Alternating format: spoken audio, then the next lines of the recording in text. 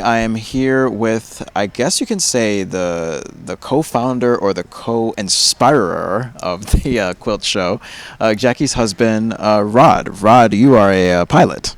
I am. I fly a small single-engine propeller plane. Nothing quite as fast or as old as this, but nonetheless a lot of fun. So, actually, my flight instructor is the president of the Air Museum here at Bradley, the New England Air Museum. So that's how we got connected with this place, and it was a good chance for to have an event that combined her love of quilting, my love of flying, into sort of one thing that kind of merged the two. And how long have you been flying? So I've been flying about 10 years. Actually, my wife gave me a flying lesson as a birthday present about 10 years ago. So I took the flying lesson. I loved it. Ended up getting my license, and about a year after that, I ended up buying a plane.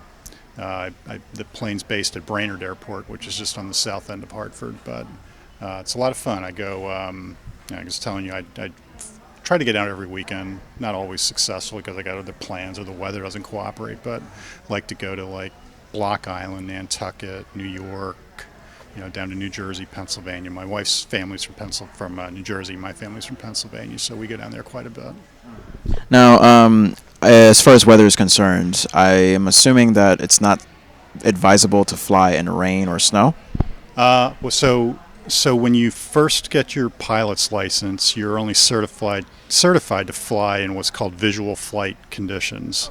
So that means you basically have to be able to see and avoid other planes and terrain. You're responsible for doing that, so you can only do that if the visibility is good. So that's what I'm certified to do. You can go further to get instrument ratings where you can fly, basically when you can't see.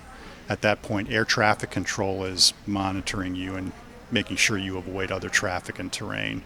I'm not instrument rated yet, so what I can do is fly in visual conditions. And wait, are you certified to fly people? I can. So that's one of the privileges of having your pilot's license is you're allowed to take passengers, and I frequently do that. I've got a list of about probably 150 people on an email list when I go out on the weekends, and I'll just send out an email list, say I'm going. If you're interested in going, let me know, and usually one or two people take me up on it.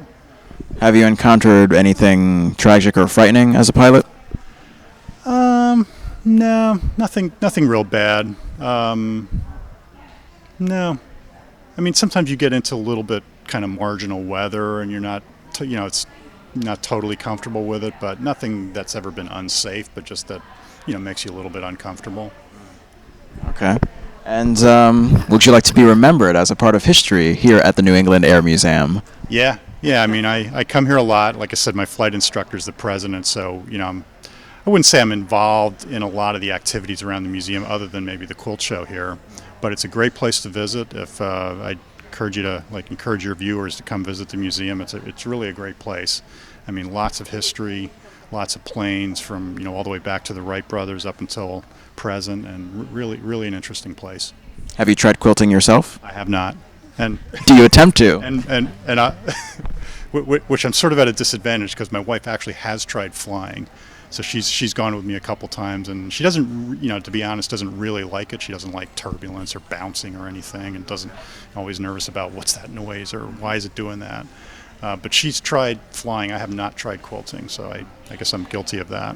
You got to get on that. Come on, equality. Let's half and half. That's what marriage is all about. Now you mentioned like the farthest you've gone is Florida. Yeah. Have you thought about going to faraway countries? Well, at some point, not a faraway country, but at some point, my wife and I are planning to move to Arizona, and so at some point I'll have to relocate the plane to Arizona. So that'll be a true cross-country trip with the plane. It cruises at about 150 miles an hour, so to go to Arizona is a good, probably 2-day trip, and that's weather cooperating. If the weather gets in the way, it could be longer. But at some point I'll be doing that over the next year or so. So that'll be my longest trip. That'll be farther than Florida. Now, all I know about Arizona is that it can be very hot down there. Does heat affect a plane in any way? Yeah, so heat, basically the hotter it gets, generally the you lose performance in a piston engine plane because the engine doesn't generate as much power, the propeller doesn't generate as much thrust, and the wings don't generate as much lift as the air gets hotter. So there is a point at which small planes won't fly. It'll get hot enough that it's not safe to fly a small plane. Possibly that happens in Arizona on a really, really hot day. It rarely happens in New England, but it could happen out there.